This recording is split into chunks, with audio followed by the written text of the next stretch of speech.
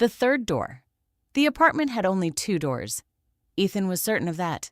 One led to the hallway, the other to the bathroom. Small place, cheap rent, thin walls, but it was enough. He had lived there for 6 months and knew every corner, every crack in the paint, every sound the pipes made at night. So when he saw the third door, he thought he was still dreaming. It appeared on a Tuesday. He came home from work, dropped his keys on the table, and froze. There it was, at the end of the living room wall. A door, plain, wooden, no handle. Ethan stared at it for a long time. His mind tried to correct what his eyes were seeing, like a glitch that would fix itself if he just blinked enough. But it didn't disappear. He walked closer. The wall around it looked normal.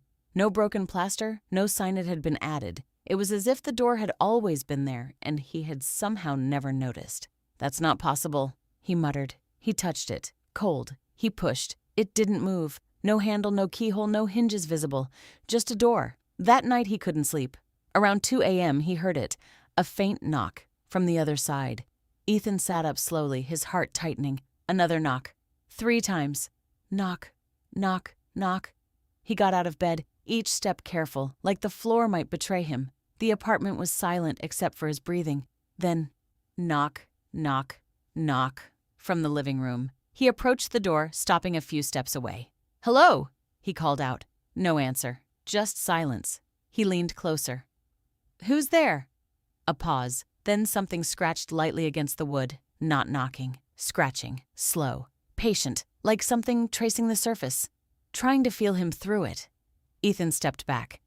"Nope," he whispered. "No, this isn't real." He went back to bed and forced himself to sleep. The next morning, the door was still there, but now it had a handle, a small metal one. Ethan didn't touch it.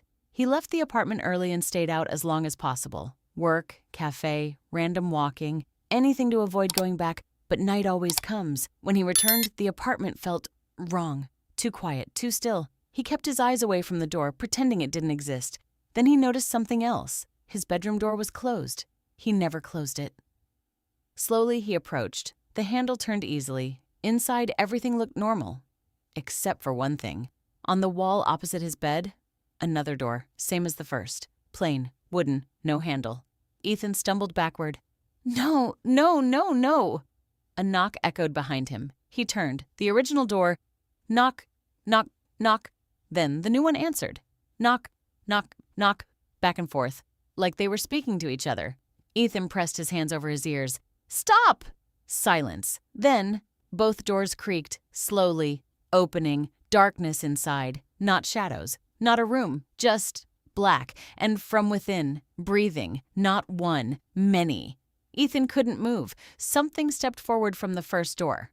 Tall, too tall, its head bent unnaturally to fit through the frame. Its limbs stretched wrong, like they didn't belong to a human shape. Its face? No, not a face, just smooth skin, except for a mouth. Wide, smiling. "Wrong door," it whispered. The second one stepped out. Then a third. Ethan turned to run and slammed into something solid. Another door behind him. It hadn't been there before. Now it was. And it was slowly opening. A voice came from inside. His voice. "Come in," it said. Ethan screamed. The neighbors later reported hearing loud knocking that night from inside the walls. When the police arrived, the apartment was empty. No signs of forced entry, no struggle. Just one strange detail. Every wall in the apartment had a door, and every door was slightly open. The officers sealed the apartment within hours. No one could explain the doors. The building manager swore there had only ever been 2. Old blueprints confirmed it. Tenants complained for years about thin walls, not hidden spaces.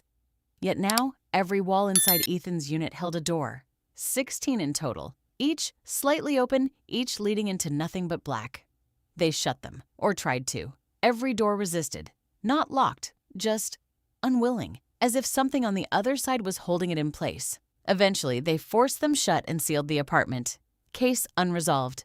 Ethan Hale, missing. 3 days later, the first report came in. Apartment 3B, a woman claimed she heard knocking from inside her closet. Maintenance checked. Nothing. That night, she called again. Panicked this time. "There's a door," she said. "It wasn't there before." Within a week, it spread. Not like a disease, more like a pattern. Doors appearing where they shouldn't. Always the same design. Always at night. Always followed by knocking. 3 times. The building was evacuated.